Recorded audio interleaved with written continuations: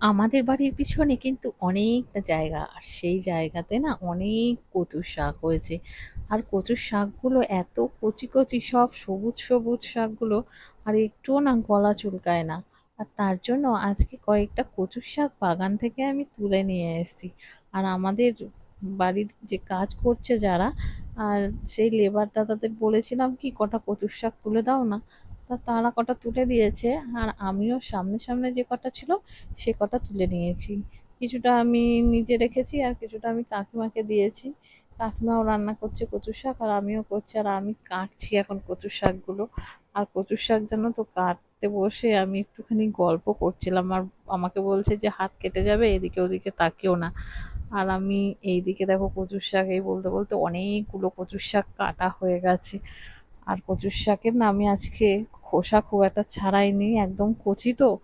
আর কয়েকটা পাতাও দিয়ে দিয়েছি, যে কচুর শাকের পাতাগুলো বেশ টাটকা টাটকা সবুজ সবুজ। আর দেখলাম যে একদিন রান্না করেছিলাম, একটুও গলা ধরেনি। আমি ভাবলাম যে পাতাগুলো কিছুটা দিয়ে, দেখো পাতাগুলো আমি কুচিয়ে তার জন্য কেটে দিচ্ছি। আর আজকে না মিস্ত্রি এসছে, অনেক মিস্ত্রি। বাড়ির সামনে কলের লাইনটাও খারাপ হয়ে গেছে, মানে জল এত বাজে পড়ছে, ওর জন্য জলের মিস্ত্রি ডাকা হয়েছে ফেরুল ওয়াশ করার জন্য। এই দেখো সামনে স্ল্যাব তুলে ফেরুলের ওখানটা খুঁড়েছে, এখন ওখানে পরিষ্কার করা হবে। আর এই দেখো মিস্ত্রিরা সব কাজ করছে, মশলা মাখছে। তারপর এদিকে কাজ হচ্ছে, আর আমাদের এদিকটাও কাজ হচ্ছে। আজকে সব মিলিয়ে অনেক কাজ বাড়িতে।